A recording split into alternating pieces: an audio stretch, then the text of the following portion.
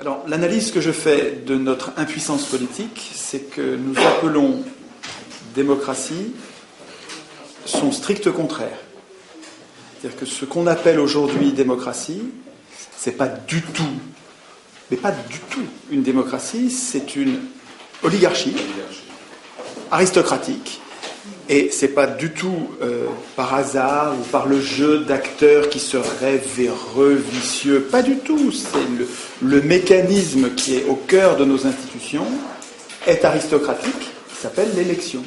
L'élection, ça consiste à choisir le meilleur aristocratie. Et on sait depuis des milliers d'années qu'une aristocratie débouche, se transforme toujours en oligarchie, c'est-à-dire le pouvoir de quelques-uns. Monarchie, c'est le pouvoir d'un seul. Démocratie, c'est le pouvoir du peuple. Démos, le peuple. Cratie, pouvoir. Et une oligarchie, c'est le pouvoir de quelques-uns, d'un petit nombre. Et on y est en oligarchie. Vous voyez bien que quelques-uns tiennent les manettes. Mais quelques-uns ne tiennent les manettes, non pas parce qu'ils sont particulièrement mauvais ou particulièrement rusés. Je voudrais insister sur la cause des causes, ça n'est pas le vice de ceux qui nous gouvernent. Pas du tout. Si vous les tuiez tous, vous en auriez d'autres qui viendraient à la place si vous ne changez pas les institutions. Le problème, ce sont nos institutions. Et dans les institutions du monde, pour l'instant, la procédure règne, celle qui est défendue par tout le monde. Les gens de gauche, comme les multinationales, comme les banques, et c'est ça qui est paradoxal, je vous interrogerai à la fin là-dessus, c'est que des gens aussi différents, aux intérêts si différents, défendent l'élection, c'est louche. Excusez-moi, le fait que Goldman Sachs défende l'élection, c'est qu'elle n'a pas grand-chose à en craindre. Effectivement, Goldman Sachs finance intégralement, quasiment, l'élection du président qui ensuite sert ses intérêts. Mais c'est pas propre aux États-Unis. C'est comme ça dans toutes les soi-disant démocraties qui ne peuvent pas être des démocraties à cause de l'élection. Alors, puisque le régime actuel, ils ont réussi à l'appeler démocratie, la place est occupée. Et on n'arrive pas à désigner l'ennemi, puisqu'on nomme le régime qui nous pose problème du nom de ce qui réglerait le problème. C'est-à-dire qu'on appelle démocratie le problème. Le régime qui pose problème, on l'appelle du nom de la solution. Donc on a un problème de mots. Alors d'où ça vient ça? Et c'était un complot? Pas du tout. Pas du tout. D'abord, quand ceux qui ont conçu le régime actuel, ça s'est passé fin du XVIIIe. Ça s'est passé en Grande-Bretagne, puis ça s'est passé aux États-Unis, puis ça s'est passé en France en 1789. Mais en gros, fin du XVIIIe, se sont mis en place des institutions qu'on appelle, et qu'ils ont appelées, ils n'ont pas du tout appelé démocratie, ils savaient très bien ce qu'était la démocratie, ils connaissaient le monde athénien, ils étaient très cultivés, c'était des hellénistes, ils connaissaient le monde grec, mais ils n'en voulaient pas du tout. Sieyès, vous savez celui qui a écrit « Qu'est-ce que le tiers-État » un des plus grands penseurs de la Révolution française. Madison aux États-Unis, qui est un des plus grands penseurs, un des pères fondateurs de la Constitution américaine. Ces gens-là n'avaient pas du tout en tête de fabriquer une démocratie. Pas du tout. Ils n'en voulaient pas, la démocratie. Pour eux, c'était l'anarchie, c'était la populace. Ils étaient élitistes. Ils disaient, le peuple n'est pas capable de gérer ses affaires. Les fondateurs des institutions de nos gouvernements, qui s'appellent le gouvernement représentatif. Gouvernement représentatif, pas du tout la démocratie. Ces gens-là pensaient honnêtement. C'était pas des affreux, puisqu'ils nous sortaient de l'ancien régime, qui était un régime pire, mais ils ne voulaient pas du tout de la démocratie. Et quand on parlait de démocratie, c'était presque une insulte, c'était péjoratif, c'était pas un mot positif, c'était pas ce que c'est devenu après. Alors c'est par un retournement de vocabulaire, c'est par une ruse de l'histoire, qu'au début du XIXe siècle, le mot démocratie s'est mis à désigner ce régime. Par exemple, quand Tocqueville a écrit de la démocratie en Amérique, il ne parlait pas du tout de la démocratie, c'était pas une démocratie, mais c'est un livre qui a été un best-seller immense de la démocratie en Amérique. Et il n'est pas le seul. Plusieurs auteurs, progressivement, se sont mis à appeler démocratie parce que vous allez voir qu'il y a des points communs. Il y a un point commun qui est l'égalité. On va voir quand on va parler de la démocratie athénienne que le cœur de l'objectif central de la démocratie athénienne, c'était l'égalité. Mais l'égalité qui était revendiquée par les Athéniens, c'était l'égalité politique réelle. Alors que l'égalité du gouvernement représentatif, elle est formelle. Elle est complètement factice, en fait. Elle n'est pas réelle. Vous voyez bien que notre égalité, elle est sur des détails, elle n'est pas sur l'essentiel. En tout cas, jouant sur l'égalité, prenant en compte l'égalité comme point commun, les auteurs politiques se sont mis progressivement à parler de démocratie. Et tout le monde s'y est mis. Et vous voyez bien que les élus y ont trouvé leur compte, puisqu'ils appelaient démocratie un régime qui leur permettait de se faire élire et donc d'avoir le pouvoir. Les élus, c'est des notables. Ce n'étaient pas les ouvriers, les élus. Donc, ça s'est fait, non pas, c'est pas un complot, mais ça s'est fait parce que les gens y avaient un intérêt. Les gens au pouvoir avaient un intérêt. Tocqueville disait, c'est quand même gros, quoi. Hein. Tocqueville, donc l'icône du libéralisme, disait, je ne crains pas le suffrage universel. Les gens voteront comme on leur dira. Il savait déjà, 1835, il savait déjà, début du 19e, tout début de l'élection, il savait très bien. On ne renverserait personne, on ne mettrait jamais des pauvres au pouvoir avec l'élection. Jamais. Ils le savent très bien depuis le début. Et ça leur va très bien qu'on appelle ça démocratie, parce que démocratie, ça paraît une espèce d'idéal, démos, kratos, le pouvoir du peuple. Ouais, c'est bien, c'est nous, on va moins se faire enfumer si c'est nous qui dirigeons. Ouais, mais si vous appelez démocratie un régime qui n'a rien à voir et qui est même son strict contraire, ben vous êtes en train de vous faire avoir à grande largeur. Alors, pour en faire un outil pour aujourd'hui, pour voir qu'est-ce qui est utilisable aujourd'hui, il faut comprendre ce qu'il y a dans la démocratie athénienne. Alors on parlera des objections, c'est-à-dire ce dont on a un petit peu parlé tout à l'heure quand on a parlé de xénophobie, de phallocratie, d'esclavagisme. J'en parlerai quand on verra les objections. Mais je voudrais d'abord vous montrer le cœur nucléaire d'une vraie démocratie, de la démocratie athénienne, avec le transparent que je vous ai préparé. C'est un schéma que j'ai fait pour ces conférences. Je l'avais fait d'abord à la main, puis en fait, là, pour vous, c'est une première. Je l'ai fait sur machine. Alors, l'inconvénient du fait qu'il soit fait sur machine, c'est qu'il est tout prêt. Alors que quand je le faisais à la main, pendant que je vous parlais, je le dessinais en même temps. Alors, on voyait mieux le truc se faire, mais en même temps, comme j'écris pas bien, et puis en même temps, on écrit en parlant, on écrit moi-même, là c'est quand même mieux. Donc je vais vous montrer, peut-être oublier tout le reste. On commence par le commencement. Les Athéniens, après des siècles de tyrannie, ont un objectif pratique, c'est l'égalité réelle, l'égalité politique réelle. Pas l'égalité sociale, pas l'égalité économique, ils savent bien qu'ils ne sont pas égaux, pas l'égalité physique, non, l'égalité politique. Quand on prend des décisions, on les prend ensemble et à l'Assemblée, un homme, une voix. À l'Assemblée du peuple, pas l'Assemblée des représentants, l'Assemblée du peuple. C'est l'Assemblée du peuple. Donc, l'objectif, et lui, il faudrait lui mettre une couleur particulière, parce que c'est le centre, c'est le cœur, c'est ce qu'on ne doit pas oublier quand on va penser aux autres institutions. Ok. Alors, qu'est-ce qu'ils ont constaté, les Athéniens? Et on constate, nous, la même chose. Ils ont constaté que le pouvoir corrompt, et il faut un peu de temps, mais au bout du compte, personne n'y résiste, même les plus vertueux deviennent corrompus, ils se mettent à poursuivre leur intérêt personnel au lieu de poursuivre l'intérêt général. Constatant ça, c'est des faits, et c'est des faits qu'on voit encore aujourd'hui. On voit bien que la richesse et le pouvoir, les privilèges, ça nous change. Et même si on est bon au départ, on est moins bon, comme les drogués qui avons besoin de notre drogue après, quand on a pris le goût, on a envie que ça dure. Et cette envie-là passe avant l'intérêt général. Prenant acte de ça, ce que ne fait pas l'élection, prenant acte de ça, les Athéniens ont défini des sous-objectifs qu'il faut bien comprendre comme au cœur et indispensables.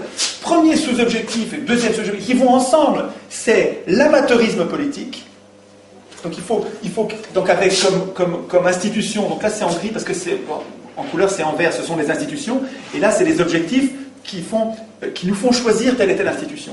Mais donc rotation des charges, ils font tourner le pouvoir, puisque le pouvoir corrompt, eh bien on leur laisse jamais longtemps. On fait tourner le pouvoir pour que ça n'ait pas le temps de les corrompre. Et puis le résultat, ça va être qu'il n'y a pas de professionnalisme. On ne veut pas de professionnels du tout, disaient les Athéniens. On n'en veut pas parce que c'est le cœur de la corruption. Bon, là on n'est pas encore dans les institutions. On en est au cœur de ce qui a motivé la démocratie. La démocratie, elle a existé pour atteindre ses objectifs. Et on pourrait très bien prendre les mêmes pour nous aujourd'hui, en disant, on veut qu'ils soient amateurs, donc il faut que ça tourne, c'est parce qu'on veut qu'ils soient amateurs qu'il faut que ça tourne, c'est parce que ça tourne qu'ils seront amateurs, c'est complètement, ça va ensemble, et tout ça va servir l'égalité. Comprendre qu'il y a une cohérence là-dedans.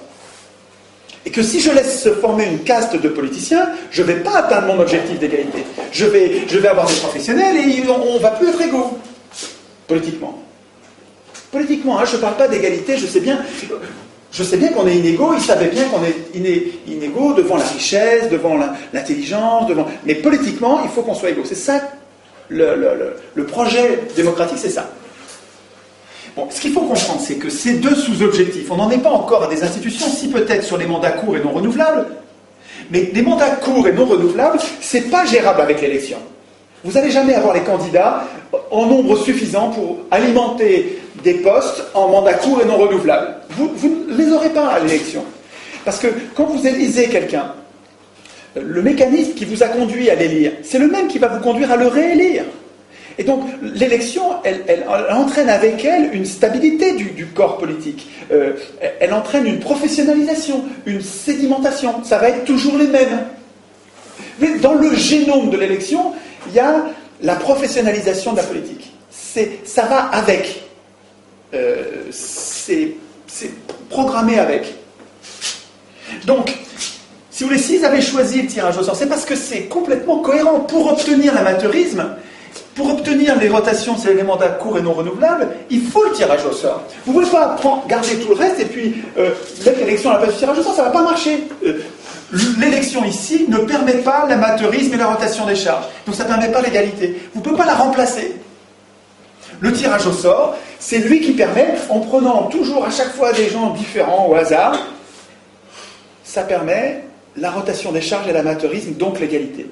Alors ça, c'est absolument central. Là, on a le cœur nucléaire d'une démocratie. En institution complémentaire, pour l'objectif central, ils avaient le droit de parole. C'est-à-dire qu'ils savaient bien, ces gens-là n'étaient pas idéalistes. Platon était idéaliste. Les philosophes étaient souvent idéalistes. C'est-à-dire qu'ils nourrissaient, ils alimentaient des mythes qui permettaient de dominer. Vous savez que les mythes, ça sert à dominer. C'est Mirabeau qui disait l'homme est comme le lapin, il s'attrape par les oreilles. On marche aux histoires, on a besoin qu'on nous raconte des histoires. Vous savez, le storytelling, il y a un petit bouquin que je n'ai pas apporté, qui est un bouquin important, tout petit, qui résume, qui fait l'état de la science sur le storytelling. Storytelling, c'est une technique de commercialisation, mais pas seulement une technique de manipulation des humains en leur racontant des histoires. On est très très très vulnérable au bobards. Nous tous, hein, vous et moi, on marche, quoi. Quand on nous raconte des histoires, on y croit. On n'a qu'une envie, c'est de croire. Et donc quand on nous raconte des bobards, on demande que ça. Si ça colle avec ce qu'on a déjà compris du réel, on demande que ça. Alors,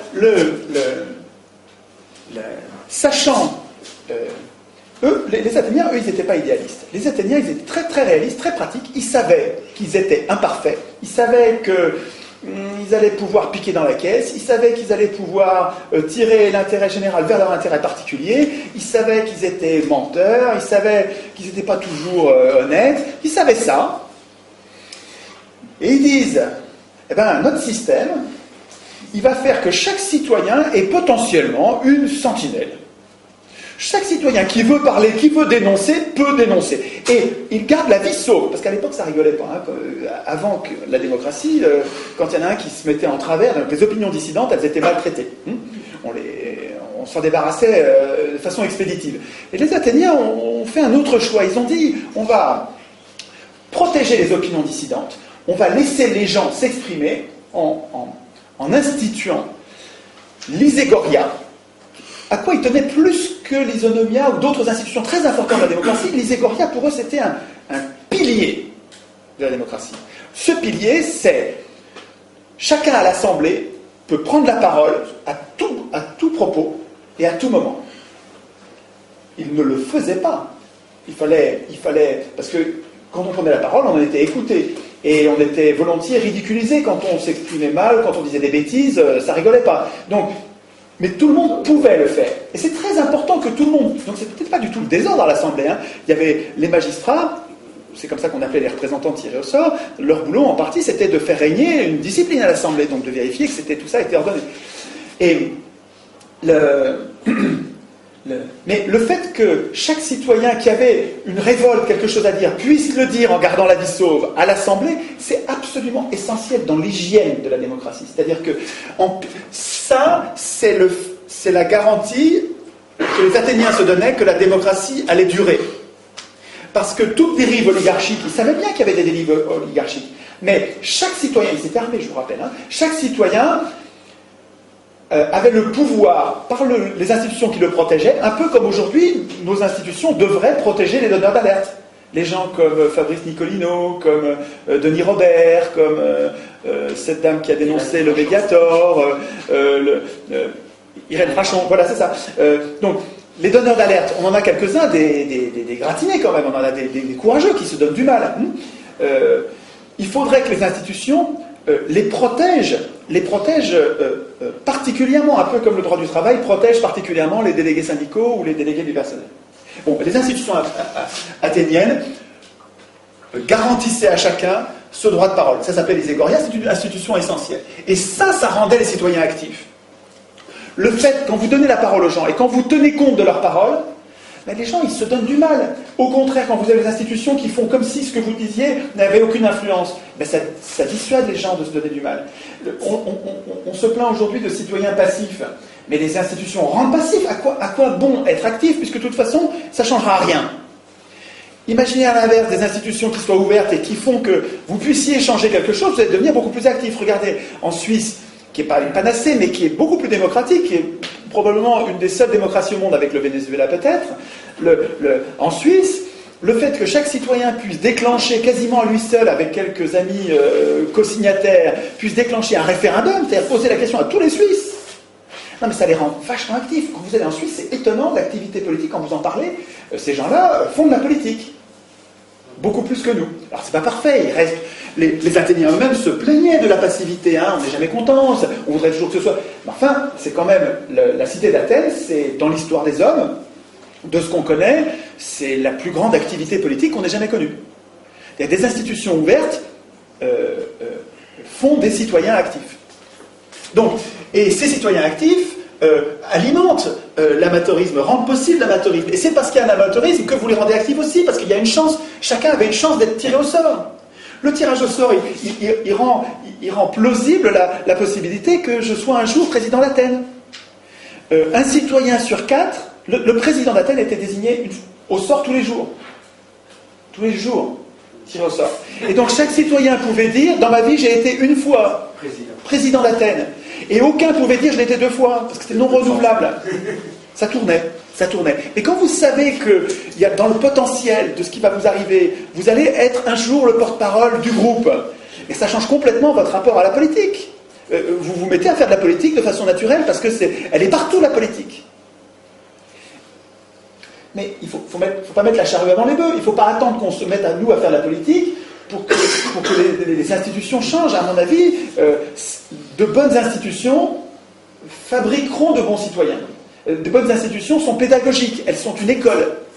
J'y reviendrai quand on parlera des jurés et de ce qu'en disait Tocqueville. Tocqueville a écrit des pages formidables. Tocqueville était un défenseur acharné, enfin un défenseur fervent du tirage au sort. Et les mots qu'il utilisait, je vous les lirai texto, parce que Tocqueville s'est merveilleusement exprimé, c'est beau ce qu'il dit. Alors, c'était un aristocrate qui, je pense profondément, était antidémocrate, mais qui était honnête, c'est-à-dire que quand il décrivait sa pensée, il essayait de voir le bon côté de chacun des points de vue.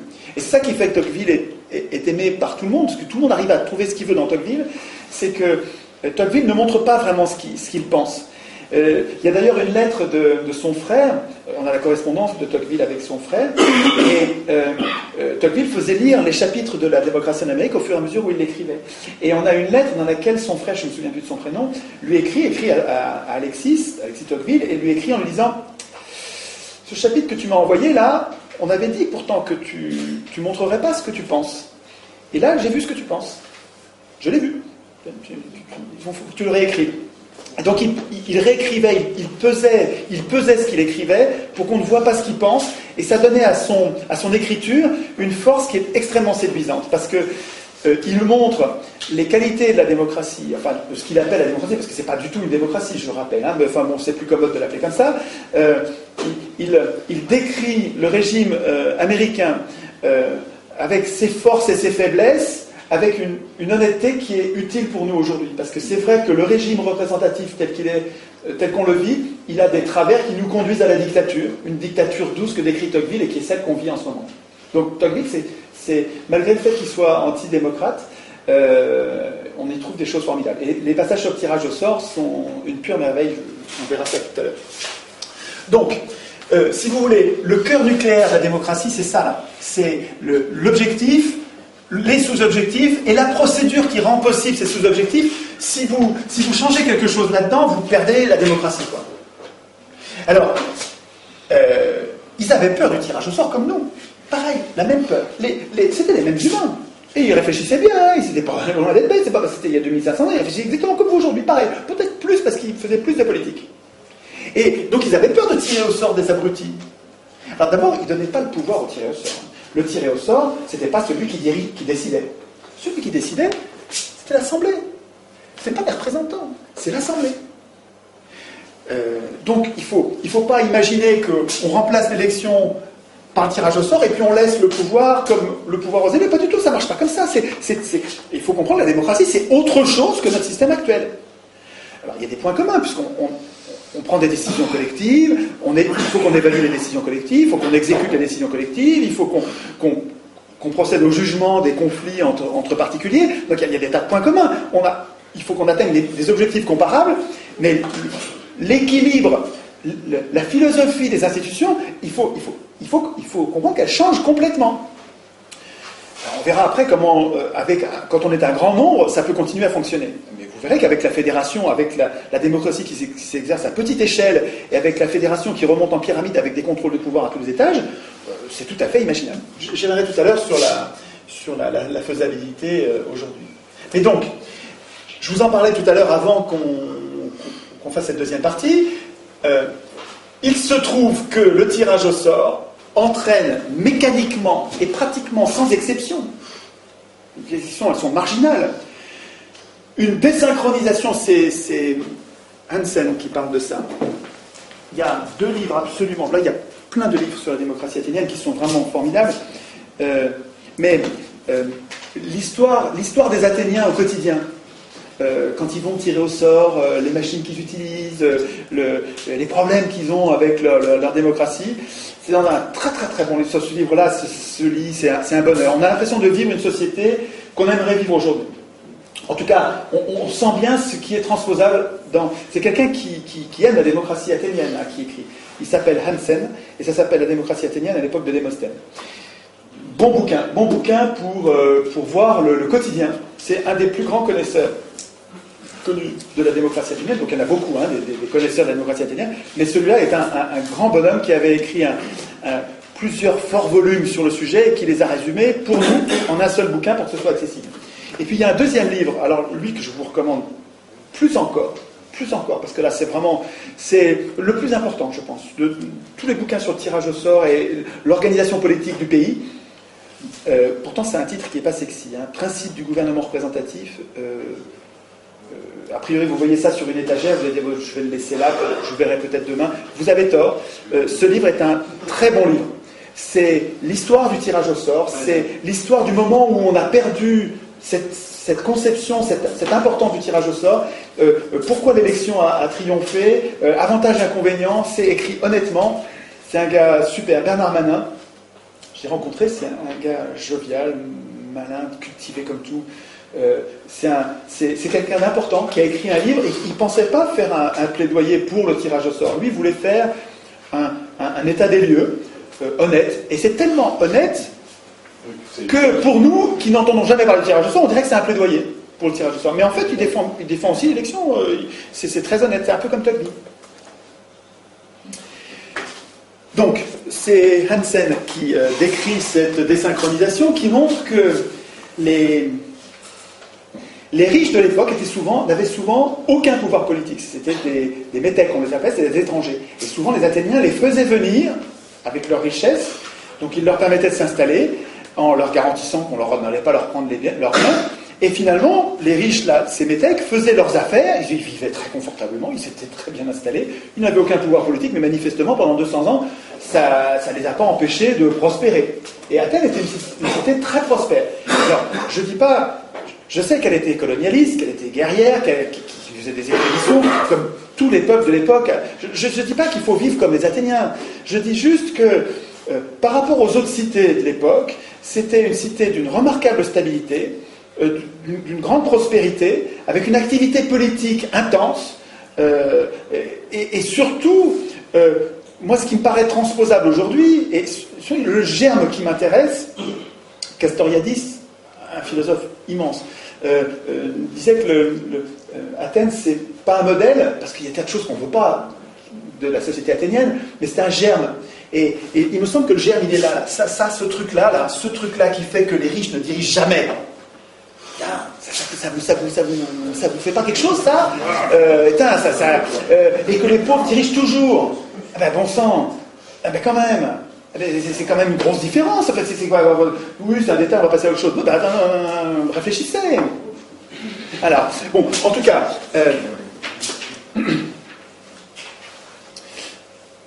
le fait est que quand on regarde l'expérience de 200 ans d'expérience de tirage au sort et d'élection, dans le rapport riche-pauvre et exercice du pouvoir, c'est quasiment du négatif. C'est un radical opposé en résultat.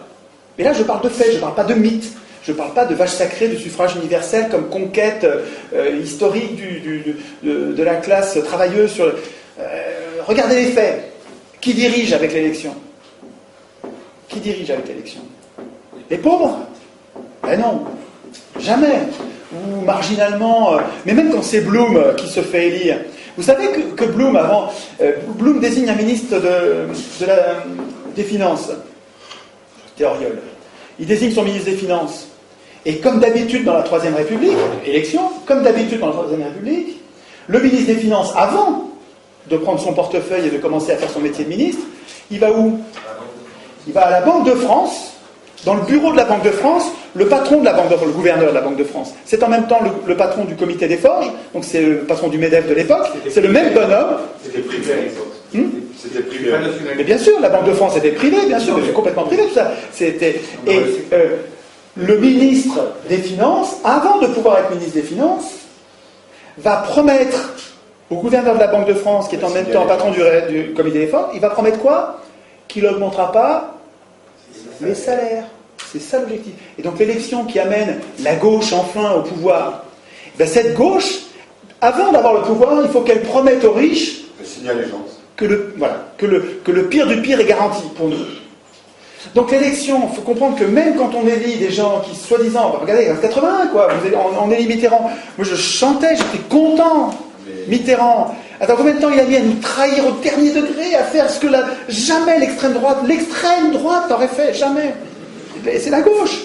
C'est le résultat de l'élection. C'est lui qui a contribué le plus à la dette. Mais oui, à la dette, absolument. Il était à gauche de l'extrême droite. Il n'était même pas à gauche, il était à droite. Il était à droite, puis en fait, il nous enfume, tous ces gens-là nous enfument avec des mots, quoi, parce que je vous rappelle qu'on est très sensible au bobard. Aujourd'hui, l'histoire est révélée aussi avec Mitterrand, oui. L'Oréal et tout ça, parce que c'est lié aussi à la Banque fédérale américaine à travers les nazis. Mais bon, ça, on en parlera un autre jour. Alors, je crois que c'est pas la peine de développer sur la trahison des partis de gauche une fois au pouvoir. Je dis, on en a gros sur la patate tous. Je veux dire, c'est pas la peine de développer. J'ai aucune spécificité là-dessus. Moi, ce que je crois que ce qu'il y a d'original dans ce que je vous raconte, c'est sur l'alternative, qui n'est pas une alternative pour tout de suite, je suis désolé, ça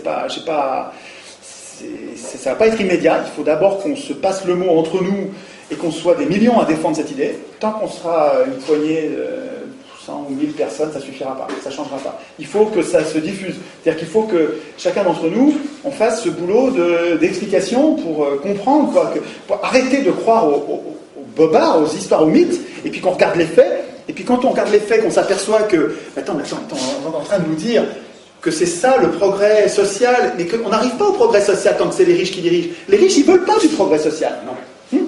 Regardez l'expérience des Athéniens, c'était il y a 2500 ans, et c'est quand même intéressant.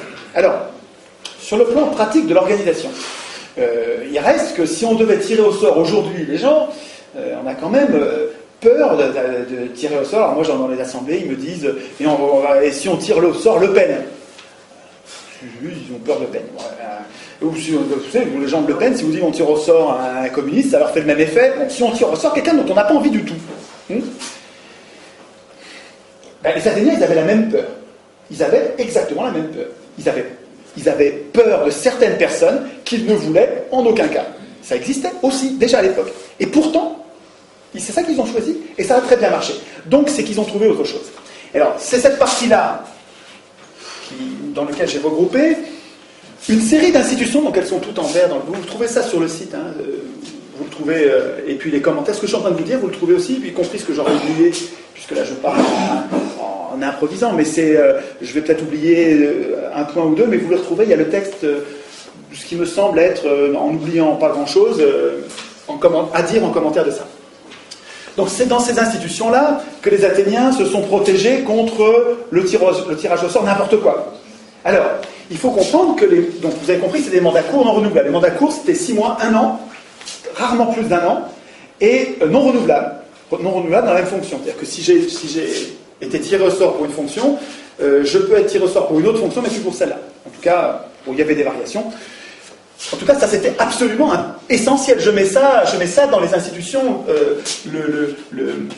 Le cœur d'une démocratie, c'est au centre. Ça, si vous retirez ça, ça y est, vous avez perdu la démocratie. Alors, donc il y a des mandats, et donc il y a des contrôles. Et c'est ça qui est très important. Il faudra que je pense à dire ça au moment de la synthèse, parce que entre l'élection et le tirage au sort, le fond du fond, ce qui fait que c'est malin, c'est le fond du fond. Mais j'y viendrai après. Donc, le mandat est l'objet de plein de contrôles, des contrôles avant, des contrôles pendant, des contrôles à la fin du mandat et des contrôles après le mandat. Donc, c'est le contrôle, ils en avaient tout le temps. Il faut comprendre que le tir au sort, ils avaient peur. C'était pas la même chose que les élus aujourd'hui. Je ne sais pas si vous voyez la différence. Les tirs au sort, ils avaient le sens d'une responsabilité, d'un devoir. Ils ne venaient pas se goinfrer en étant impunis de tout, irresponsables. Ça n'a rien à voir. Donc, alors, avant le mandat, qu'est-ce qu'il y avait comme contrôle pour éviter de tirer au sort n'importe qui? Il y avait le volontariat, c'est-à-dire que n'étaient tirés au sort que ceux qui se présentaient le matin à l'Assemblée, donc ils étaient 6000 à peu près en gros à l'Assemblée, ça variait suivant les époques, mais en gros, et il y en avait en gros 2000 qui se présentaient pour le tirage au sort de la journée. Alors il y avait une machine, un clérothérion. Sur le site, vous trouverez le fonctionnement. Il y a un très bon bouquin de Saint-Omer, Le pouvoir au peuple. Un bouquin vraiment, vraiment très, très intéressant qui montre toutes les expériences actuelles et passées, mais il y en a beaucoup d'actuelles de tirage au sort dans les institutions du monde. Et donc c'est un florilège d'expériences avec les échecs, les réussites, c'est assez enthousiasmant, parce que là vous avez vu que c'est pas que théorique, ça marche, il y a des tas de gens qui le pratiquent. Pourquoi je parlais de ça? Je parlais du clérothérion, parce que là-dedans il y a un chapitre, son chapitre 2, dans lequel il explique le fonctionnement du clérothérion.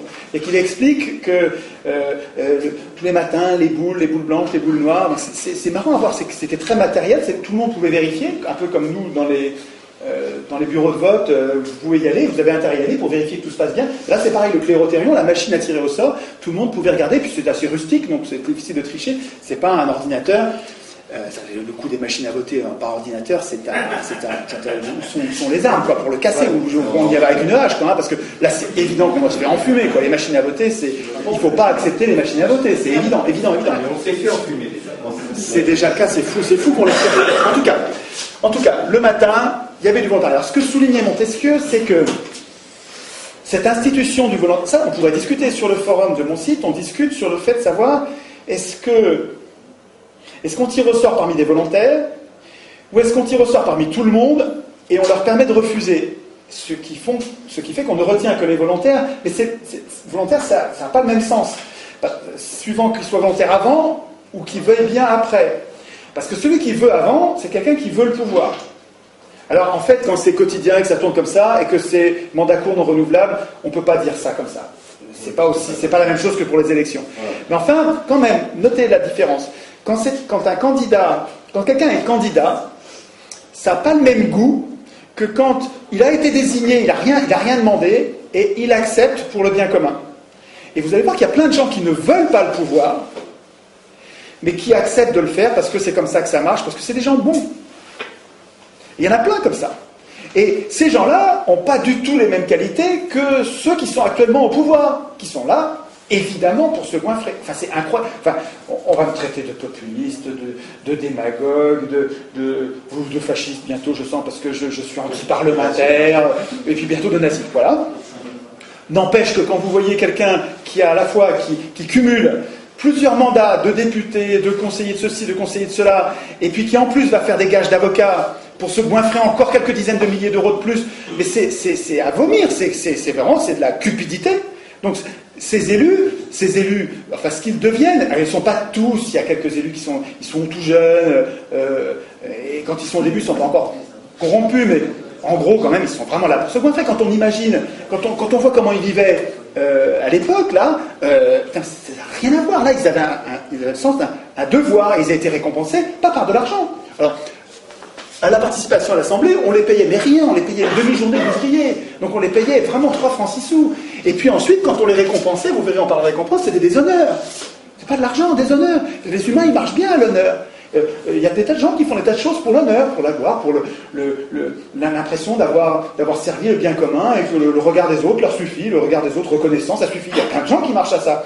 Il faut être un peu malade mental pour ne marcher qu'à l'argent. Hein. Je veux dire, faut être un peu détraqué, quoi, un peu drogué, un peu déséquilibré. Mais tout le monde n'est pas comme ça. Il y a beaucoup de gens qui se contentent de la relation à l'autre, de la relation pacifiée et reconnaissante à l'autre pour se donner du mal.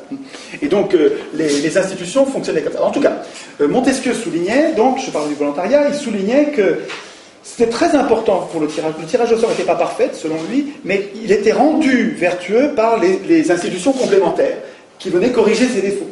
Et il disait, le volontariat et les punitions, parce que vous allez voir qu'il y avait des tas de punitions, le volontariat, la combinaison des deux faisait que il y avait peu de volontaires. Parce que quand vous savez que vous allez être puni, vous y allez si vous avez un vrai projet, si vous sentez qu'il faut le faire pour la cité. Vous avez le droit de démissionner ? Je ne sais pas s'ils avaient le droit d'être... Ils avaient le droit d'être révoqués, mais je ne sais pas s'ils avaient le droit de démissionner. Je ne suis pas sûr de ça. Enfin, je ne sais pas, il faudrait vérifier. J'ai pas lu ça, donc ça ne me dit rien. Mais je pense qu'ils s'engageaient, et alors ce qui est marrant, c'est de voir comme ils étaient mis en accusation à la fin, au moment de la reddition des comptes ou après coup, et ils se défendaient, et ça marchait, hein, en disant, mais attendez, souvenez-vous quand même que je suis comme vous, quoi, hein, et ça marchait comme défense, parce que les gens voient bien qu'il s'est dévoué, il a accepté d'être tiré au sort, il s'est donné du mal. Bon, ça n'a pas été un oligarque, ça n'a pas été un mari, et on ne le punit pas. Donc il y avait un risque de punition, mais il n'y avait pas du tout, évidemment, toujours des punitions. Alors, donc, le volontariat, associé au risque réel de punition éventuellement sévère, ça pouvait d'ailleurs aller jusqu'à la mort, hein, enfin bon, c'est pas ça parce que c'est pas transposable, mais enfin, je veux dire, c'était des punitions sévères, pour l'époque. La combinaison des deux faisait que le volontariat était un vrai filtre par rapport aux affreux ou aux débits ou aux gens que vous redoutez par rapport au tirage au sort. Vous comprenez ce que je veux dire ? Ce que je veux dire, c'est que par rapport à l'objection, on va avoir des idiots. Non, on va se débrouiller pour en éviter une bonne partie comme ça. Ensuite, il y avait la docimasie qui était une sorte d'examen, pas un examen de compétences, parce que égalité politique, on a tous la même compétence politique. C'était un examen d'aptitude. C'est-à-dire qu'on cherchait à voir le gars qui est fou, qui est vraiment carrément folle-dingue, la docimasie, on le mettait à l'écart. Ou le gars qui s'occupait pas bien de ses parents. C'est marrant que ce soit si important pour eux. Le gars qui s'occupait pas bien de ses parents, il était mis à l'écart, il pouvait pas. Enfin bon, il y avait comme ça des aptitudes qui permettaient de mettre à l'écart. Donc encore un filtre qui permettait. Alors nous, si nous écrivions nous-mêmes nos institutions, on prévoirait, on y réfléchirait, et on dirait de quelle docimasie on veut, quel est l'examen de passage, qu'est-ce qu'il faut pour, en faisant attention à ce que ce ne soit pas un privilège, quoi, mais à ce que, pour nous éviter ce qui nous fait peur. Mais voilà donc un examen avant. Et puis il y avait l'ostracisme. Et l'ostracisme, aujourd'hui, c'est devenu un mot très négatif. L'ostracisme, faire preuve d'ostracisme, aujourd'hui, c'est mal. Mais à l'époque, c'était non seulement il n'y avait pas de connotation péjorative, mais ça faisait partie de l'hygiène de base de la démocratie. C'est-à-dire que l'ostracisme, ça vient de ostracon, qui est un bout de poterie.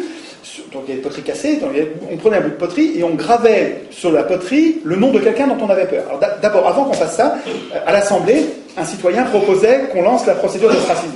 Alors il disait oui, il disait non, mais s'il disait oui, si l'Assemblée, pas les représentants, l'Assemblée, si l'Assemblée disait oui, il faut qu'on fasse l'ostracisme, parce qu'il y a plusieurs personnes qui ont peur, on lance la procédure, et la procédure, ça consiste à ce que chacun, s'il a peur de quelqu'un, il a peur de ce tribun là. Oh là là, lui il prend le pouvoir, lui il est en train, il parle trop bien. C'est pour ça qu'ils ostracisaient les gens.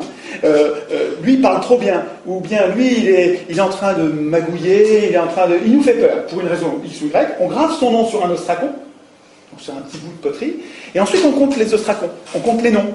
Et celui qui avait le plus de fois son nom gravé sur les ostracons on le tuait pas. On lui prenait pas ses biens, on le déshonorait même pas, mais on le mettait à l'écart de la vie politique pendant 10 ans.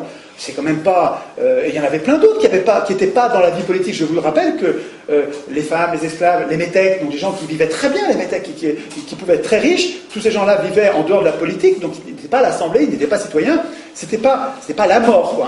Mais en tout cas, la démocratie avait en elle-même un rouage important qui permettait de mettre, pas à mort, à l'écart de la vie politique, pendant 10 ans, quelqu'un dont on avait peur. Donc, rendez-vous compte encore que c'est quelque chose qui nous manque aujourd'hui. Aujourd'hui, quand on vous présente 2 candidats, prenez l'exemple que vous voulez dans le passé récent de votre pays, vous avez 2 candidats qui vous paraissent 2 affreux. Qu'est-ce que vous faites ? Vous êtes coincé, vous avez le choix entre la peste et le choléra. Vous n'avez même pas le vote blanc qui vous permet de dire « mais je veux qu'ils rentrent tous les 2 chez eux ». On pourrait avoir un vote blanc qui dirait, le sens politique du vote blanc, c'est je veux d'aucun de ces gens-là. Ou la question que vous me posez, elle est débile, je ne veux pas de cette question. Le vote blanc, il sert à dire, rentrez chez vous avec votre question, ou rentrez chez vous les candidats et mettez-moi d'autres candidats. Et pourtant, le vote blanc, il est interprété comme valant, comme nul, et il est mélangé avec les nuls et jeté à la poubelle. C'est révoltant. Mais pourquoi ? Qui a écrit ces règles ? Qui a écrit les règles qui mélangent le vote blanc avec les votes nuls ?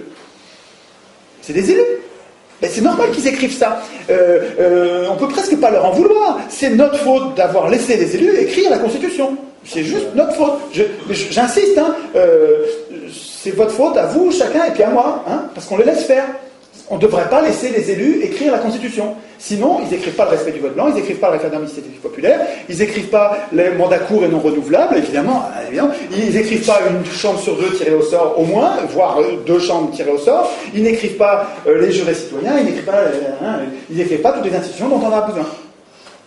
Bon, là j'anticipe sur la fin, mais en fait elle soigne de partout. C'est pas aux hommes au pouvoir d'écrire les règles du pouvoir, c'est pas aux politiciens de métier, c'est pas aux hommes de parti d'écrire les règles du pouvoir. Même si c'est le parti que vous aimez bien. Comprenez, prenez du recul. Si vous êtes d'un parti, vous pouvez évidemment, puisqu'on n'a que ça pour se bagarrer, donc je ne vais pas vous faire le reproche d'être dans un parti, mais ce qu'il faut comprendre, c'est que, quel que soit votre parti, il faut que vous compreniez que si vous aspirez au pouvoir, votre honneur, c'est de ne pas écrire la Constitution. Et si en même temps vous aspirez au pouvoir, et en même temps vous voulez écrire la Constitution, vous êtes déjà dans une dérive oligarchique, vous êtes en train déjà d'être un voleur de pouvoir. Vous êtes en train de vous préparer à être juge et parti, d'écrire des règles pour vous-même et d'enfumer tous les autres. Ce qui s'est passé avec la Constitution européenne. Européenne, évidemment. Européenne, française, De Gaulle qui écrit pour lui-même. Oui, non, mais les exemples, ils sont tous. Tu prends toutes les constitutions du monde, à part celle du Venezuela. Et à part celle-là, évidemment, qui a été écrite par Solon, Clisthène, qui ont... Solon est parti, après avoir écrit les règles, il est parti pendant 10 ans. Donc il n'a pas écrit les règles pour lui-même, comme par hasard. Il a écrit une démocratie. La suite. Alors la suite. Oui, parce qu'il faut que Alors, ça c'est les contrôles avant. Contrôle pendant, facile à comprendre. les tirés au sort étaient révocables. Si on s'aperçoit qu'un tiré au sort se met à défaillir, à pas faire son boulot comme il faut en cours de mandat, l'Assemblée peut à tout moment le révoquer. Donc voilà, ça vous rassure pas ça? Attends, est-ce que vous avez ça avec les élus? Non. Eh ben voilà, quand même. Donc, mais ça va avec, hein. Tous ces contrôles-là, ça va avec. Je reviendrai après en prenant du recul. Le point commun de tout ça, c'est qu'on assume que les gens ne sont pas bons. Voilà. On assume les conflits, on assume l'imperfection des gens, on assume que la vertu n'est pas naturelle, n'est pas spontanée, n'est pas innée. On assume ça, et dans les institutions, comme on a compris ça et on l'assume, eh bien on met des contrôles partout. Et donc après ça, vous pouvez moins vous en occuper, j'y reviendrai tout à l'heure, mais vous verrez que finalement ce système-là il est beaucoup plus robuste pour les grandes structures, la grande taille. Si l'Europe était bâtie sur ce modèle-là, ben vous pourriez vous en désintéresser parce qu'il y a des contrôles partout. Alors que là, avec l'élection qui présuppose qu'ils sont... Alors on pourrait aussi s'en intéresser, on pourrait faire les deux. Ce qu'il faut comprendre, c'est... On y verra, quand on parlera d'une objection qui consiste à dire oui, mais le tirage au sort ça valait parce qu'ils étaient petits, alors que l'élection on est plein. C'est juste le contraire. L'élection il faudrait qu'on soit petit, et le tirage au sort ça marcherait mieux si c'est dans un système de grande échelle. Donc, je fais vite, la révocabilité c'est facile à comprendre. La reddition des comptes, le fait d'avoir à rendre des comptes à la fin. Vous imaginez si vos élus vous rendaient des comptes? Ils vous rendent des comptes et après ça, il a exercé le pouvoir pendant 1 an, et après ça, pendant 6 mois, voire quelquefois pendant 1 an, c'est vachement long la reddition des comptes. Ça prenait un temps fou. D'ailleurs, il fallait des gens tirés au sort pour aller contrôler les tirés au sort. C'est d'autres tirés au sort, hein, ils se contrôlaient entre eux. Et donc, pendant 1 an, il fallait qu'ils expliquent pourquoi ils avaient fait ci, pourquoi ils avaient fait ça. C'est 1000 fois plus protecteur que notre système, ce truc-là. C'est 1000 fois plus protecteur. Vous me dites, et si on tirait au sort un tel qui est un affreux? Mais regardez tous les contrôles qu'il y a. Comme je vous dis, c'est pas le tirage au sort à la place de l'élection. On réfléchit, on n'est pas obligé de le faire bêtement. On peut le faire comme ils l'ont fait, c'est-à-dire en réfléchissant. C'est-à-dire qu'on fait le tirage au sort parce qu'on a un objectif qu'on veut atteindre, et comme on voit qu'il y a des inconvénients, on fait des institutions qui vont avec les inconvénients.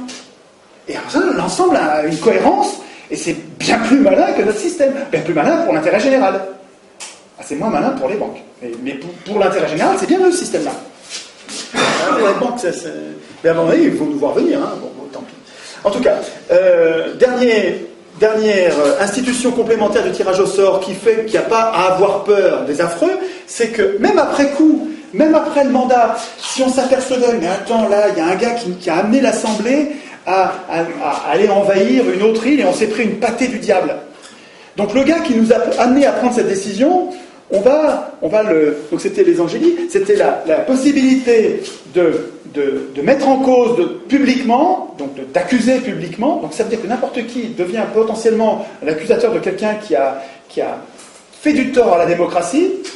Alors peut-être qu'il faut le tempérer, ça. Hein, je vous donne juste c'était des pistes tout ça pour nous. Hein, et après ça, on verra peut-être il faut limiter les contrôles, qu'il n'y en ait pas trop pour pas paralyser les gens. Hein, donc, en tout cas, dans les institutions athéniennes, ça rigolait pas. Après la fin du mandat, l'Assemblée pouvait changer de décision en disant non mais là ce qu'on a fait c'est une bêtise, on revient dessus. Ça s'appelait le graphé paranomon, une procédure qui permettait de revenir et de changer, c'est-à-dire que mais oui, exactement. La société athénienne avait bâti des institutions qui lui permettaient, comme n'importe quel être vivant, de prendre des décisions et de savoir que peut-être elle allait se tromper, et quand elle se trompait, de changer, de revenir en arrière. Ils ont fabriqué un corps capable comme n'importe quel vivant, comme n'importe quel être vivant, de corriger et de revenir en arrière, de s'adapter. C'est tellement plus malin. C'est tellement plus malin. Bon, en tout cas, tout ça est bien plus protecteur que nos systèmes actuels, et finalement, l'ensemble, compte tenu de ce résultat qui est quand même absolument décisif pour la prospérité et le bien commun, ça devrait se tester, quoi. Enfin, la deuxième partie de ce que j'ai à vous dire, c'est les objections et les réfutations. Alors, il y a 4 ou 5 objections courantes. Donc, la première objection, c'est mais on va mettre des affreux aux manettes avec votre système. On va mettre des salauds ou des abrutis, des affreux aux manettes. Pas du tout. D'abord, c'est pas aux manettes. Celui que vous tirez au sort, il va pas avoir les manettes. C'est pas les représentants qui exercent le pouvoir, c'est l'Assemblée. Donc les représentants, ils nous aident, ils font tout ce que l'Assemblée ne peut pas faire. Ils préparent l'ordre du jour, ils affichent l'ordre du jour, ils vérifient la discipline dans l'Assemblée, ils exécutent les décisions, ils procèdent au tirage au sort, ils vont s'occuper de la reddition des comptes et éventuellement des punitions. Ils font tout ce que l'Assemblée ne peut pas faire. Mais en fait, ils sont nos serviteurs. Ils ne sont pas nos maîtres. Avec l'élection, on choisit nos maîtres. Avec le tirage au sort, on dit mais non, mais on n'a pas de maître. C'est pas du tout pareil. Il ne s'agit pas juste d'une procédure à changer. C'est une démocratie, c'est autre chose que ce qu'on connaît. Ce qu'on connaît aujourd'hui, ça consiste à désigner nos maîtres. Qu'on appelle représentants. Et qui s'appellent nos représentants, mais pour mieux nous tromper, quoi. Enfin, vous voyez bien qu'ils nous trompent, quoi. Il n'y a pas besoin de faire un dessin. Bon. Donc, à l'objection, mais on va désigner les affreux, on va mettre des affreux aux manettes. D'abord, il faut répondre, on ne va pas les mettre aux manettes, c'est pas eux qui ont les manettes, les tirés au sort. Et deuxièmement, les affreux, il y a plein d'institutions pour les filtrer. Je ne reviens pas, il y a plein d'institutions pour s'en débarrasser, les punir. Donc il n'y a rien à craindre là-dessus. Enfin, moi je trouve qu'il y a en tout cas beaucoup moins à craindre, parce que vous trouvez que l'élection, ça ne met pas en place les affreux, on dirait que ça les choisit. On dirait que les pires gouvernent. Mais d'ailleurs, que des absolus. Je pense que ce livre-là, ça, je pense, moi je dois avoir 1500 ou 2000 bouquins à la maison, j'ai beaucoup de livres, je lis énormément. Mais si je devais garder un livre de tous les livres, ah là là, ça c'est une merveille. Les propos sur le pouvoir d'Alain, et tous les propos, mais les propos sur le pouvoir d'Alain, c'est un livre de chevet, c'est un truc, vous le relisez, c'est de l'intelligence, c'est très très très très très utile. C'est un vrai bon bouquin qu'on peut prendre à l'adolescence, et puis après ça, il vous suit toute votre vie, quoi. Propos sur le pouvoir, c'est génial. Alors, dans un des propos, une des pensées d'Alain, c'est, et vous allez voir ces 3 toutes petites phrases avec sujet, verbe, complément, c'est très court, et il y a tout pour condamner l'élection. Pour condamner l'élection. Tant que j'avais pas trouvé le tirage au sort, je trouvais que il y avait de quoi se foutre une balle, cette phrase-là, parce que c'était trop vrai, et c'était un piège, on ne pouvait pas en sortir. Mais avec le tirage au sort, alors, qu'est-ce que c'est ? Qu'est-ce qu'il disait, Alain ? Il disait, les gens bons ne se soucient pas de gouverner. C'est une façon en vieux français de dire, ils ne veulent pas gouverner. Les gens bons n'ont pas envie de gouverner. Tout est là. Autant dire que les pires gouverneront. C'est vrai que si vous avez un système de l'élection qui repose sur la candidature, et que les gens bons ne veulent pas, ne seront pas candidats, ben vous allez avoir que des affreux. Eh bien oui, les pires gouverneront, mais on y est. On y est. Regardez, vous avez Paulson au gouvernement des États-Unis. Vous avez Dick Cheney, vous avez Paulson, Dick Cheney, Rumsfeld, des diables. Tous, la crème de l'horreur. Obama n'est pas mieux. Exactement. C'est le bal des vampires. Et en France, vous avez Sarkozy, en Italie, vous avez Berlusconi, en Angleterre, vous avez Tony Blair, vous avez les pires. Des pires,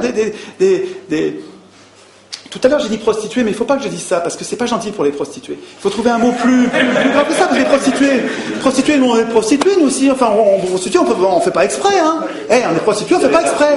Non, c'est pire que, c'est des affreux, c'est bien, c'est un bon mot, les affreux. Les affreux, j'aime. Donc on va pas dire prostituées, parce que les prostituées sont nos amis, mais on va dire les affreux. Deuxième objection, et vous allez voir quand vous allez, parce que vous allez, si vous jouez le jeu que je vous propose, qui consiste à, si la graine germe dans votre tête, à aller vous-même en planter d'autres, parce que ça marchera que comme ça. Je vous dis, si nous sommes 40 à être convaincus de ça, puis qu'on en reste là, ça changera rien. Voilà, rien. Si par contre, la graine que je vous propose de cultiver, non seulement vous la faites grandir, vous allez lire, vous la renforcez vous-même, vous lui mettez de l'eau, de l'engrais, elle devient belle dans votre tête, et puis que vous allez la semer ailleurs, vous aussi, dans 40, alors là, oui, ça va se développer très vite. Ah, là, oui, très vite. Donc, les objections dont je vous parle, il faut que vous les connaissiez, et puis vous connaissiez les réfutations, parce que ils vont vous répondre la même chose, les gens, ce que je vous dis. Donc, la deuxième objection, c'est... vous êtes en train de nous appliquer un régime qui marchait à petite échelle Mais aujourd'hui, à grande échelle, c'est pas possible ton truc. Alors 2 minutes. L'élection, là, ça fait le pari qu'on connaît les gens. Puisqu'on élit, ça veut dire qu'on les connaît. Non. Ah bah si. Ah, bah, comment tu fais pour élire? C'est-à-dire choisir si tu les connais pas. Intrinsèquement, ce qui est dit dans l'élection, sinon c'est du foutage de gueule ouvert, c'est que ce qui est dit dans l'élection, c'est qu'on connaît les gens. Et c'est pas tout, puisque l'élection est censée être le seul contre-pouvoir, la seule punition quand ils déconnent, c'est de ne pas les réélire. Ça veut dire que ça suppose qu'on sait ce qu'ils ont fait pendant qu'ils étaient élus. Tout ça, c'est du foutage de gueule quand on est au niveau d'un État ou au niveau de l'Europe. Est-ce que vous savez, est-ce que vous connaissez les gens que vous avez élus au niveau de l'Europe? Pas du tout. Vous en savez, vous avez vu trois fois, vous l'avez vu 30 secondes à la télé, et puis quand il est en Europe là-bas, vous ne voyez rien, vous ne savez pas du tout ce qu'il fait. Donc l'élection, elle n'est pas du tout adaptée à la grande taille. Elle est adaptée à la petite taille. La commune, vous connaissez votre maire, vous le voyez tous les jours.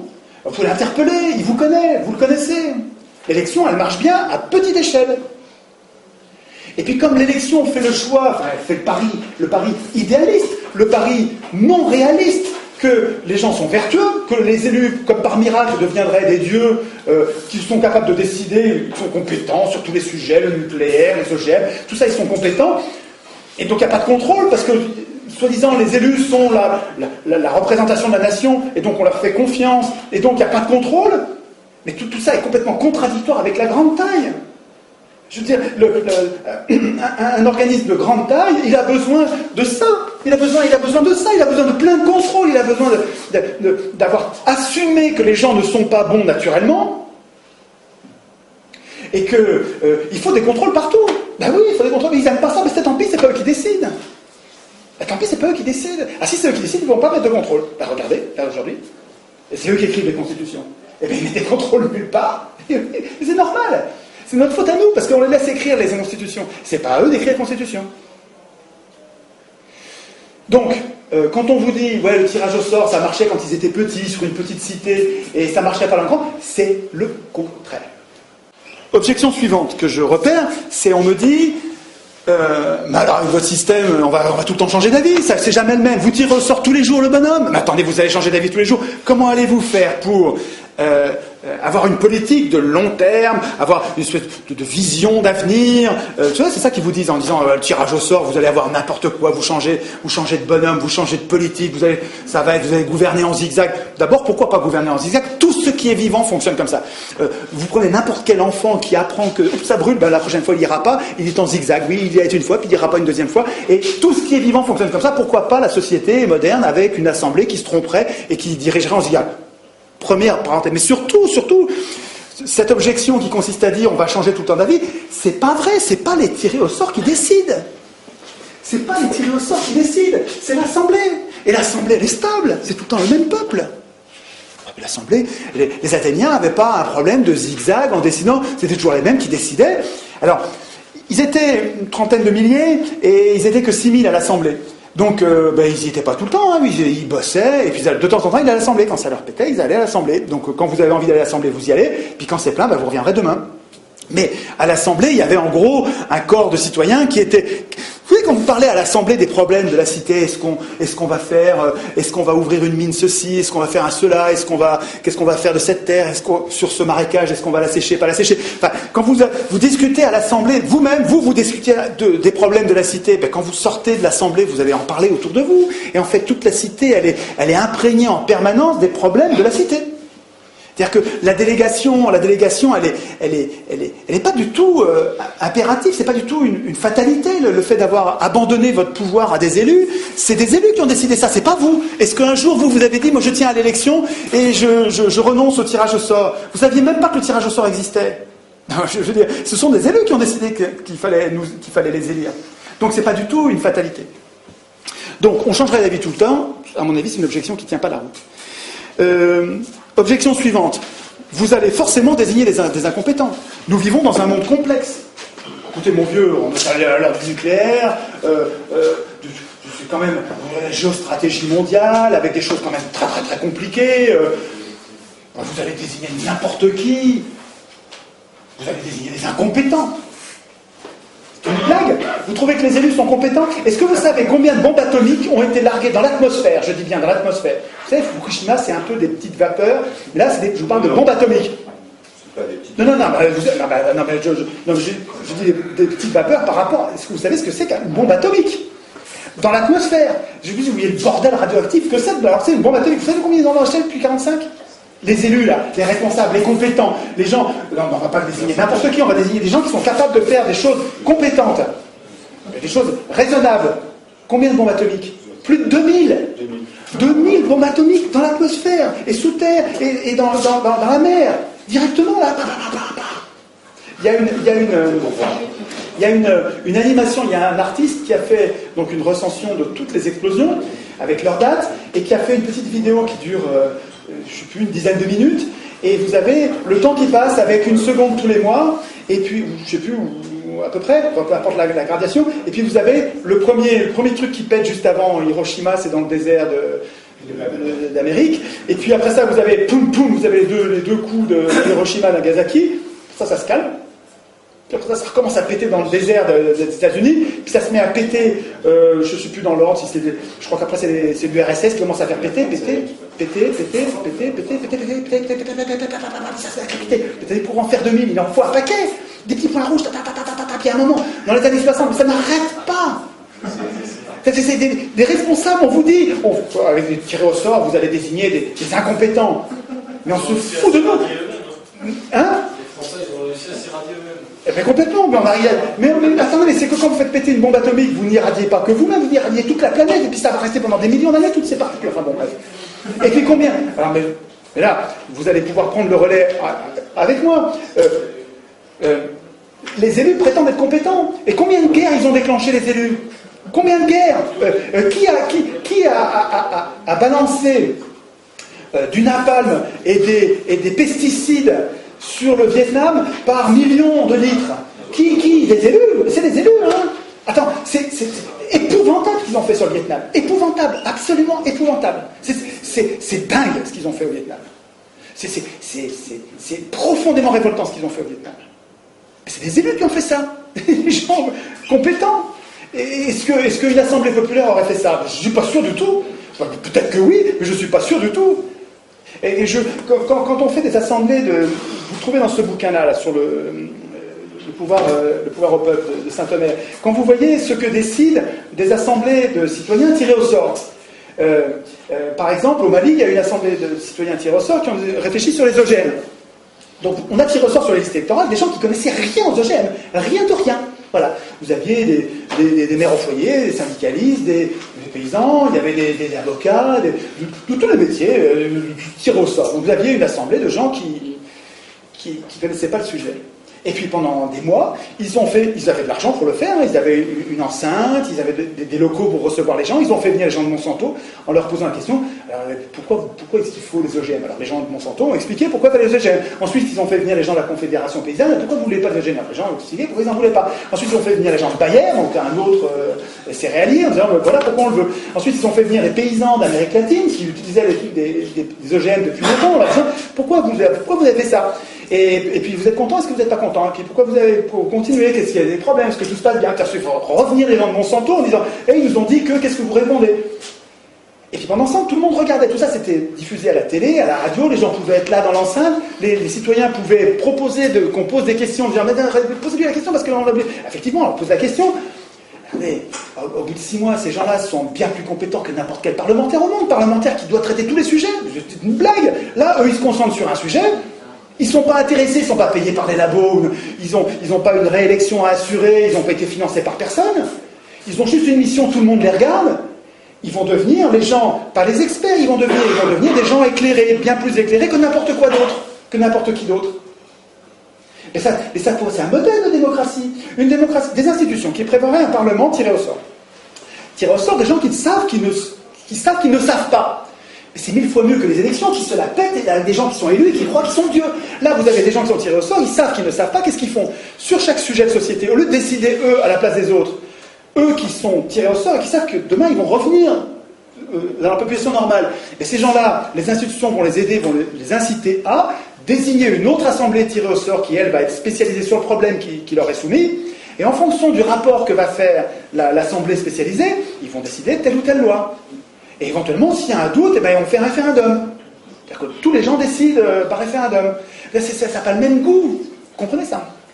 Alors finalement, sur l'assemblée des OGM, l'assemblée du Mali, là, elle a décidé qu'à l'unanimité, ça c'est parlant, à l'unanimité, c'est plutôt non. Plutôt non, parce qu'on n'a pas compris à quoi ça sert, on n'est pas sûr que ça va être bien, et on n'a pas la preuve que c'est pas dangereux. Donc, non, à l'unanimité. Eh ben, je sais pas, moi je trouve ça plus parlant qu'une bande d'experts qui sont payés par les labos, très majoritairement les labos qui fabriquent les OGM. Je trouve que c'est évidemment mieux. Donc, cette histoire de compétences, c'est des conneries. Le parlementaire médecin qui vient d'être élu, ou le prof qui vient d'être élu, sur le nucléaire, il connaît rien. Sur le réchauffement climatique, il connaît rien. Ce qui va faire je ne dis pas qu'il ne va pas être compétent, il va être compétent quand il va se mettre à bosser sur un dossier. Il va devenir compétent. C'est son travail qui va le rendre compétent. Mais c'est pareil pour n'importe quel tiré au sort. Les tirés au sort, ils ne sont pas compétents parce qu'ils sont tirés au sort, parce qu'ils sont élus, ils sont compétents parce qu'ils bossent. Et c'est leur boulot qui va les rendre compétents. Donc, on désignerait forcément des incompétents. C'est des sottises. J'ai presque fini. Le modèle athénien était esclavagiste, phallocrate et xénophobe.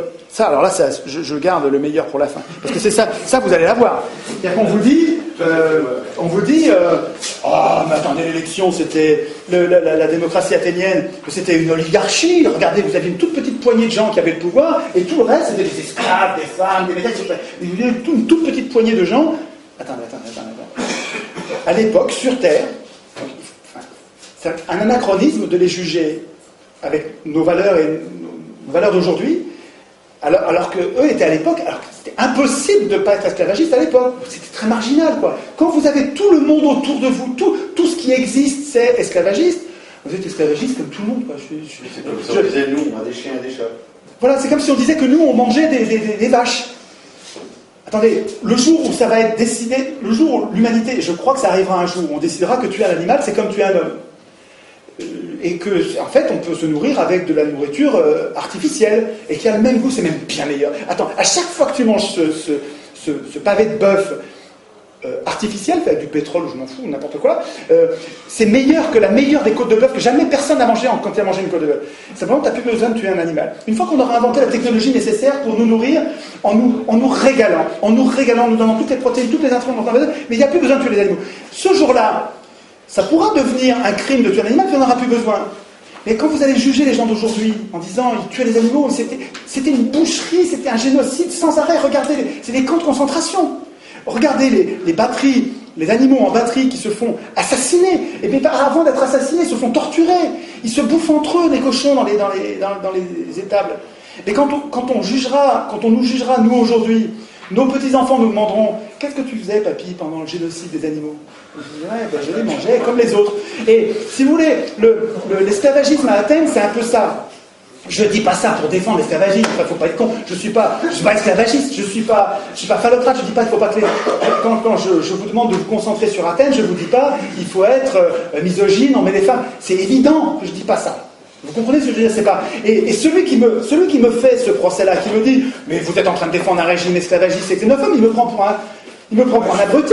Enfin, il me prend pour un salaud, il m'insulte. C'est incroyable ça. Moi, j'ai du discernement. C'est-à-dire que oui, voilà, on ne va pas leur reprocher de ne pas voler en avion ou de ne pas porter des Nike à l'Athénien. Bon, en tout cas, ce que je veux dire, c'est que regardez-le, celui qui vous dit ça. Celui qui vous dit la démocratie athénienne, vous êtes en train de nous défendre un régime qui était un régime d'esclavagistes. Vous me prenez vraiment pour un imbécile. Vous êtes en train de tout mélanger parce qu'il y a un truc qui vous gêne là-dedans, qui va vous foutre au chômage. Parce qu'en général, c'est les élus ou les sponsors d'élus qui vous disent ça. Et évidemment, c'est des gens qui vont tout perdre là, qui vont perdre leur pouvoir d'élu, et les riches qui vont perdre leur pouvoir de transmission d'élus qui sont à leur service. Ils vont tout perdre avec le tirage au sort. Donc ils ont intérêt à tout mélanger, ils mettent du caca, du truc de c'est tout mélangé. Regardez comme c'est sale. Et vous dites, allez, circuler, il n'y a rien à voir. Mais vous, enfin, il me semble, nous, notre intérêt, c'est d'avoir du discernement. Quand quelque chose est mal d'un côté, il n'est pas forcément tout mal. Je suis désolé, la politique partisane qui consiste à dire, moi j'ai une ligne politique, et tout ce qui n'est pas strictement conforme à ma ligne politique, c'est des ennemis. Pour moi, c'est une prison de la pensée. Je ne suis pas comme ça. C'est-à-dire que chaque individu ou chaque vie politique peut avoir commis des erreurs, peut présenter des imperfections, et puis à côté, il y a une perle géniale qui va me servir à construire le monde pacifié, la concorde d'aujourd'hui. Et à Athènes, je vous dis, si vous avez du discernement, regardez à Athènes. Est-ce que l'esclavagisme rendait possible la démocratie? Et si vous répondez oui, absolument, la démocratie n'était possible que s'il y avait l'esclavagisme, alors là, oui, ok, je dirais c'est vrai. Donc c'est un système qui porte en lui quelque chose d'inacceptable, et on laisse tomber. Mais est-ce que c'est vrai? Alors, il y a un peu de vrai, mais qui n'est pas vrai du tout. Un peu de vrai, c'est que c'est parce qu'il y avait des esclaves qu'ils avaient du temps pour faire de la politique. C'est parce que les femmes s'occupaient de la maison, de la tambouille et de la culture, de l'agriculture, que les mecs pouvaient aller faire de la politique. C'est vrai, ça c'est vrai. Mais aujourd'hui, avec le pétrole, les énergies fossiles, avec les machines, on a des esclaves de fer qui remplaceraient mille fois plus de travail et de temps libéré que les esclaves de chair de l'époque. C'est-à-dire qu'avec les machines, de simples machines, on pourrait très bien travailler beaucoup moins et avoir le temps de faire de la politique, et puis pas que de la politique, faire aussi de la philosophie, de la musique, des conversations et jouer. Donc, ce que je veux dire, c'est que l'esclavagisme, peut-être qu'à l'époque, ça rendait possible la démocratie, mais aujourd'hui, on n'a absolument pas besoin de l'esclavagisme pour que ça marche. On a d'autres moyens qui nous libéreraient du temps, le temps nécessaire pour... Il faudrait surtout qu'on se débarrasse de nos parasites, parce que c'est parce qu'ils nous piquent des milliers de milliards tous les ans, tout le temps, qu'on est obligé de travailler. Si les richesses que nous créons, par notre activité, par notre industrie, par nos efforts, si nous les répartissions correctement, sans se les faire piquer par quelques privilégiés, on aurait beaucoup moins besoin de travailler. Beaucoup moins, genre 2 jours par semaine. Et la retraite à 50 ans. Mais oui. Il suffit de se débarrasser de nos parasites. Mais pas les parasites, pas les gueux qui volent la mobilette, ou qui sont... c'est pas du parasitisme, c'est rien ça. Je parle de gros parasites. Des parasites qui vous volent des milliers de milliards, les vrais, c'est ceux-là qu'il faut s'occuper en priorité. Les obèses financiers. Les obèses financiers. On aurait beaucoup de choses à... Donc, sur l'objection, vous avez compris que sur l'objection, modèle athénien, esclavagiste, phallocrate, xénophobe, pour moi, c'est hors sujet. Je trouve. Si je prends du recul sur tout ça, comment se fait-il Qu'est-ce qui permet d'être sûr que ça marchera toujours comme ça? Comment se fait-il qu'un système tiré au sort, où on désigne au sort nos représentants, ceux qui nous aident à exercer le pouvoir, comment ça se fait que ça désynchronise la puissance politique et la puissance économique? Et comment ça se fait que ça nous protège mieux contre les abus de pouvoir?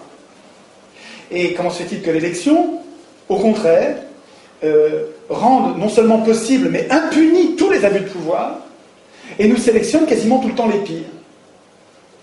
Ben, il me semble, j'en ai parlé un petit peu, mais c'est le moment d'en reparler parce que je crois que c'est au moment de finir, au moment de conclure, c'est vraiment, on est sur l'essentiel. Il me semble que l'élection repose sur un mythe, repose sur une histoire qu'on nous raconte et qui ne correspond pas du tout à la réalité, qui est contredit même par les faits. C'est-à-dire que tous les faits montrent le contraire.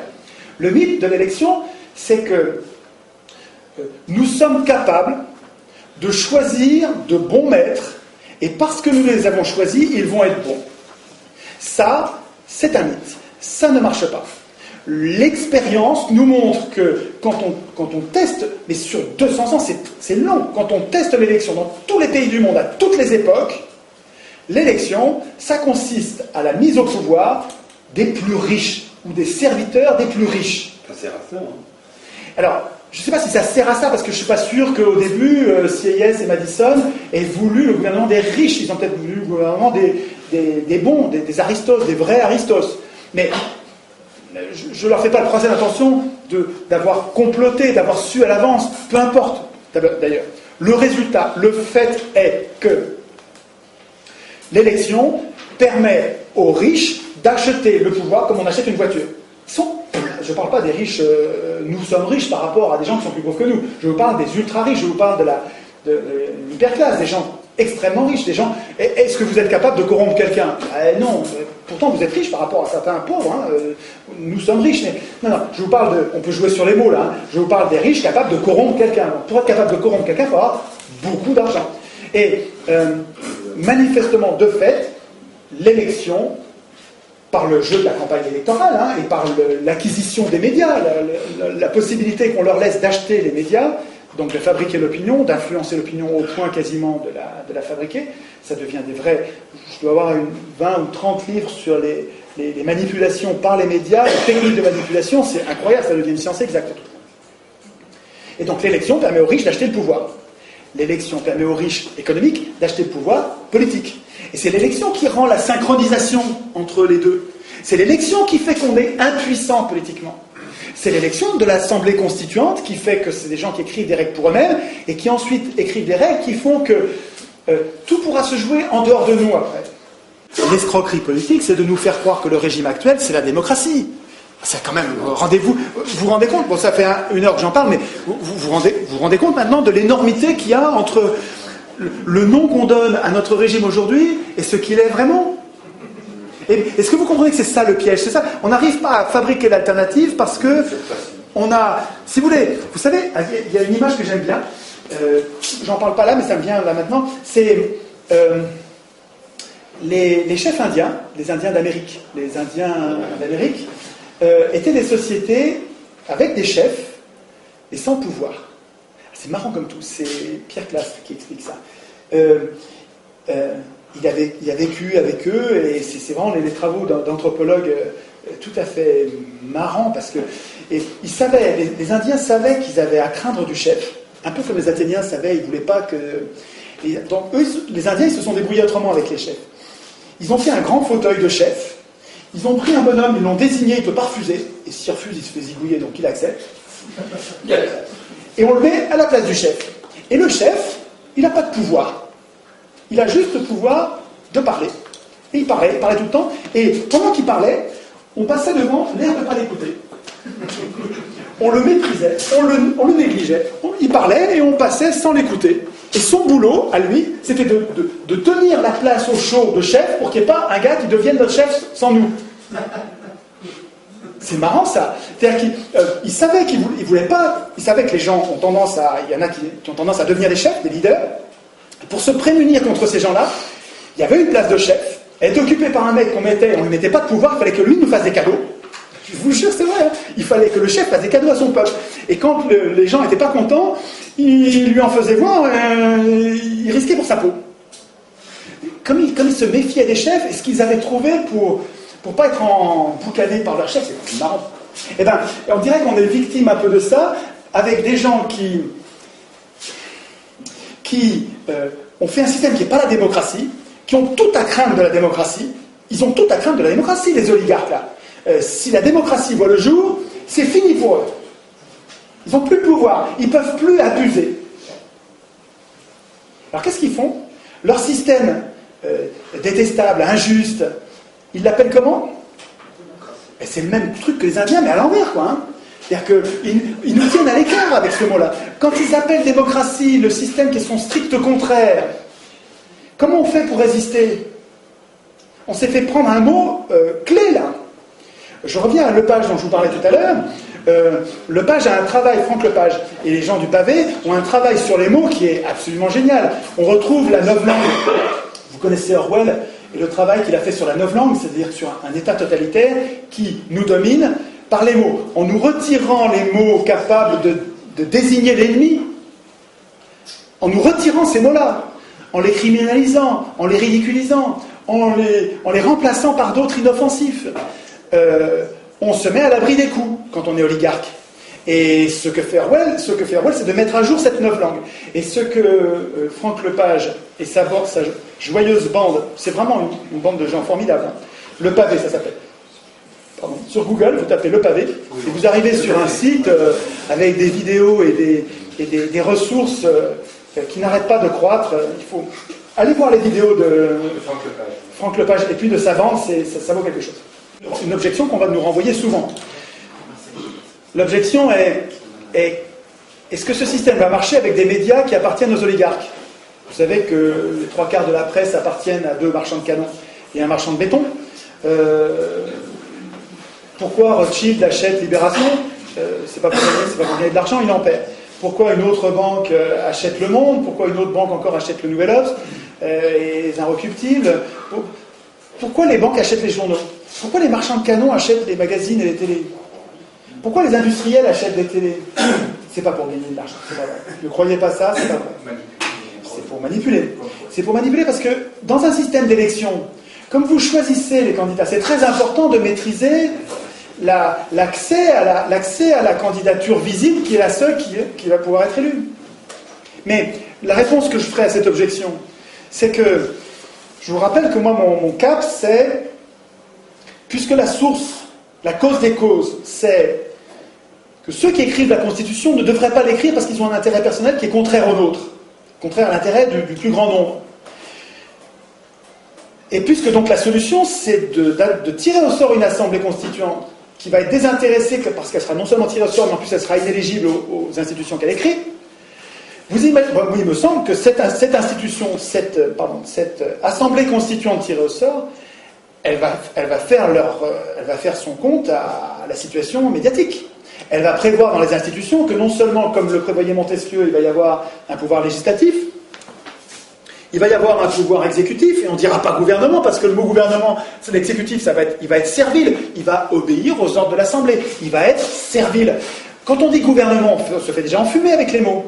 Parce que gouvernement, déjà il y a tout dans le gouvernement. Il y a je décide et j'applique et je juge même. Dans le gouvernement, il y a tout. Il ne faut pas accepter le mot gouvernement. Une bonne constitution, elle ne met pas en place un gouvernement, elle met en place un exécutif. Montesquieu, c'est séparation des pouvoirs. Toi, tu écris les lois, tu es parlement, mais tu ne les exécutes pas. Toi, tu es exécutif, tu exécutes les lois, tu as la force armée, mais tu écris pas les lois. Et puis toi, tu es juge, donc tu les regardes, s'ils déconnent, tu les punis, et puis tu t'occupes des litiges entre citoyens. Et la triangulation de ces pouvoirs bien séparés fait qu'il n'y en a aucun qui est capable de devenir tyrannique. Vachement malin cette idée. Juste, il n'avait pas prévu parce qu'il ne connaissait pas, il n'y avait pas la télé. Comme il n'y avait pas la télé, Montesquieu a oublié de prévoir les médias. Mais nous, on n'est pas obligé se limiter à ces pensées Montesquieu. On a toujours intérêt. On sait bien, nous, que les médias sont un pouvoir plus important encore que le Parlement, et donc on va mettre les médias sous contrôle, et sous contrôle démocratique, avec des jurés citoyens tirés au sort qui vérifient que tout se passe bien, et on va vérifier, et on va évidemment interdire à toute entreprise d'être en même temps entreprise et propriétaire d'un média, évidemment. Et du même coup, parce que je voulais, ce truc-là, vous le mettrez en place, vous n'allez pas le mettre en place, ils vous laisseront jamais faire un bout de ça, même un bout, ils vous laisseront pas faire. Donc, ce que je veux dire, c'est que ce projet-là, un projet de vraie démocratie, jamais ils nous laisseront faire. Ça se fera pas en étant gentil. Je veux dire, on va pas leur demander la permission. Ils vont dire oui, c'est pas comme ça que ça va se passer. Et donc, quand vous allez changer les choses, vous changerez en même temps les médias. Les médias, vous ferez. Et à mon avis, il n'y a pas que ça. Il va falloir penser à la monnaie. C'est-à-dire qu'il va falloir penser dans les institutions. Montesquieu n'en a pas parlé. Il a raté un truc parce que c'était en train. Montesquieu, c'était 18e, on voyait pas encore le projet, on voyait pas encore se former le problème du pouvoir bancaire. Ça commençait pourtant déjà, mais ça se voyait pas. Donc c'était pas dans l'air du temps, on n'en discutait pas. Mais aujourd'hui, quand même, aujourd'hui, dans les institutions, si on prévoit pas le problème, la solution, la protection, le contrôle des autorités monétaires, si on prévoit pas ça, on n'est plus con que la moyenne. Je veux dire, il faut quand même y penser. Évidemment, si on écrit de nouvelles institutions, l'Assemblée constituante, il va falloir qu'elle réfléchisse à la monnaie. Une phrase pour finir. Autant je comprends qu'un industriel, qu'un banquier, qu'un oligarque défende l'élection mordicus. Je comprends, c'est un moyen qui lui permet d'acheter le pouvoir. C'est logique. Je lui en veux même pas. Il est dans son rôle. C'est normal. Mais que des militants de gauche ou de droite qui sont humanistes, qui cherchent une société, parce qu'il y en a plein à droite des gens qui cherchent une société apaisée, c'est une société un peu plus violente quand même que les sociétés de gauche, mais les gens de gauche ils ne se rendent pas compte qu'ils nourrissent aussi une certaine violence, donc je ne les départage pas, mais égal. Mais que les gens qui sont humanistes de tous ces bords, qui cherchent à une société pacifiée, avec le moins d'injustice possible, c'est-à-dire des inégalités, mais qui correspondent aux efforts de chacun. Il peut y avoir des inégalités, mais en proportion des efforts. Celui qui a fait beaucoup d'efforts, il est mieux traité que celui qui n'en fait aucun. Bon. Et que tous ces gens qui cherchent une société pacifiée, juste, défendent l'élection malgré... Et ne veuillent pas du tirage au sort. Quand j'en parle à mes copains, le tirage au sort, ils disent non, mais parce qu'ils sont dans des partis. Ils sont dans des partis, ils n'arrivent pas à l'imaginer. Et ils cherchent toujours à louvoyer. Que ces gens, tous, à la fois, continuent à vénérer comme une vache sacrée l'élection, le suffrage universel, et continuent à détester ou vouer hégémonie le tirage au sort, alors qu'il y a 400 ans, 200 ans de tirage au sort, 200 ans d'élection, 400 ans de faits contraires qui montrent qu'ils ont tort. C'est du déni de réalité. Le patron de supermarché, je comprends. Le militant humaniste, je ne comprends pas. Ça me paraît incompréhensible.